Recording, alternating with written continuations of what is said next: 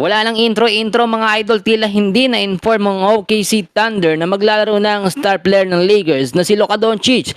Big adjustment sa starting lineup, aalamin natin. So eto na nga po mga idol, humabol pa ng huling practice ang Lakers bago ang game 1 nila kontra sa kupunan ng OKC Thunder. And kung makikita ho ninyo, spotted si Luka Doncic na nag-e-ensayo at nagpa-practice. Magkakaroon po kasi ng big adjustment sa starting lineup ng Lakers. Ito yung sinasabi natin. Parang ang nangyayari dito, pinipilit na talaga ng Lakers na maglaro si Luka kasi hindi talaga kakayanin kung walang Luka Doncic sa starting lineup at kaharap nila ang top 1 sa Western Conference na OKC Thunder. Nakita naman natin mga kaibigan, hindi rin kasi pwede dito na walang Luka.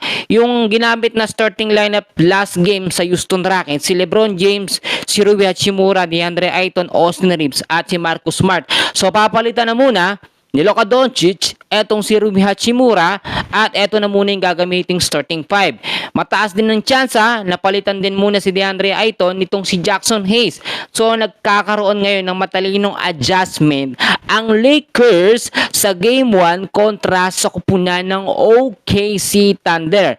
Sa standings po sa ngayon sa Western Conference, nasa pang-apat po na pwesto ang Los Angeles Lakers. Samantalang nananatili sa top 1 ang OKC. Ito ang sinasabi ng iba, wala daw chance ang manalo ang Lakers kahit daw magpapalit-palit o palakasin pa, kahit pa daw nandyan si Luka. At ito lang masasabi natin dyan, masyado kayong mayhabang mga idol, no? Yung mga fans ng OKC, akala nyo naman mga robot kayo, hindi kayo natatalo. Ito ang sinasabi natin mga kaibigan. Kahit po, nandoon pa rin tayo sa sinasabi na small ball lineup ng Lakers. Hindi yan basta-basta matitibag. Natandaan nyo ba, nung laban ng Lakers kontra sa Rockets, no? Binenta nila yung laban. Halos 2 game ang binenta ng Lakers. Pero dito po, sa OKC Thunder, sa game 1 kontra sa Lakers, wala hong mangyayaring benta. So, ang mangyayari dito, 100% na ibibigay po ng Lakers ang kanilang tunay na galing, sistema at magandang lineup. Plus, available pa si Luka at eto pong si Austin Reeves. Ang mangyayari na naman dito, si Luka na naman ang magdadala ng game at siya na naman ang hahakot ng matataas na puntos. Yan naman ang laging nasa isip ng mga Lakers fans, no? Pero nagkakamali ho kayo. Hindi rin pepersahin at bibiglain ni Luka ang kanyang paglalaro sa game 1 kontra sa OKC. Ibig sabihin nito, more on ibibigay pa rin ng pabor ito kay LeBron James at kay Austin Reeves.